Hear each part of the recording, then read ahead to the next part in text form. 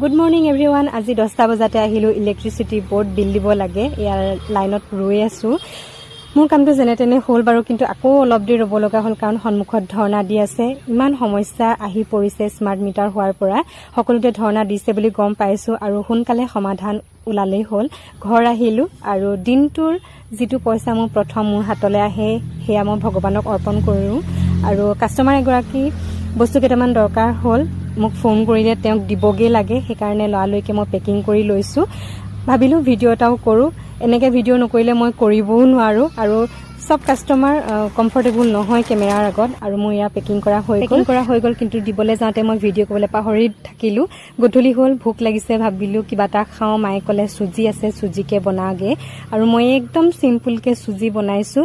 Dry fruits দিয়াহেঁতেন অকণমান ভাল লাগিলেহেঁতেন, খাবলৈ ভাল হ'লহেঁতেন আৰু দেখিবলৈও ভাল হ'লহেঁতেন, কিন্তু মই আনিবলৈ পাহৰি থাকিলোঁ। আৰু আজি